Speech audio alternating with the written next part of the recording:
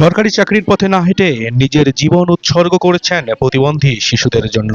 বাবার দেওয়া জমিতে গড়ে তুলেছেন একটি অটিস্টিক ও প্রতিবন্ধী বিদ্যালয়।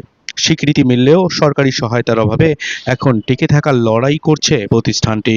লালমনিরহাটের আদিতমারী উপজেলার সারপুকুর অটিস্টিক ও প্রতিবন্ধী বিদ্যালয়ের নির্বাহী পরিচালক রুকসাহানা সুলতানা মুক্তা 2015 সালে বিদ্যালয়টি প্রতিষ্ঠা করেন।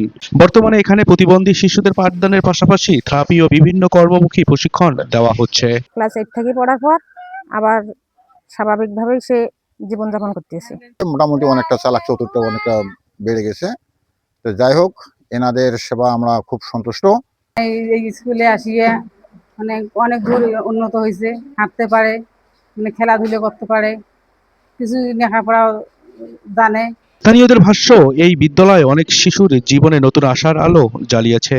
বর্তমানে 120 জন শিক্ষার্থী এখানে পড়াশোনা করছে। পাঠদান করাচ্ছেন 10 জন শিক্ষিকা, যারা সম্পূর্ণ বিনামূল্যে শিক্ষা দিচ্ছেন। আমি এখানে মূলত যে অকুপেশনাল যে থেরাপিগুলো আছে, যে যে সে কোঅর্ডিনেশন, সে ঠিক মতো খেতে পারছে কিনা, বা সে কোন বিষয়ে তার ব্রেনটাকে ডেভেলপমেন্ট করতে চায়, আমি এই বিষয়ের উপরে বাচ্চাদেরকে গড়ে তুলতে সাহায্য। এরা অনেক শিক্ষা পেয়ে অগ্রসর হয়েছে। আমরা চাচ্ছি সরকারের মাধ্যমে যেন আমাদের স্কুলটা একটু এমপিভুক্ত হয়।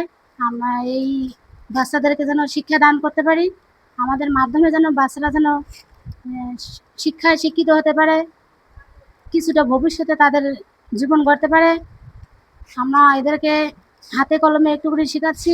দিন ধরে যে শিক্ষকতা করতেছে, আমরা এই পর্যন্ত স্কুলের বিনিময়ে আমরা কোনো কিছু পাই নাই। নিজের স্বার্থে নিজের অর্থ ব্যয় করে আমরা স্কুলে যাওয়া আসা করতেছি এবং বাচ্চাদেরকে শিক্ষা দিতেছি। তবে প্রতিদিনই বাড়ছে সংকট।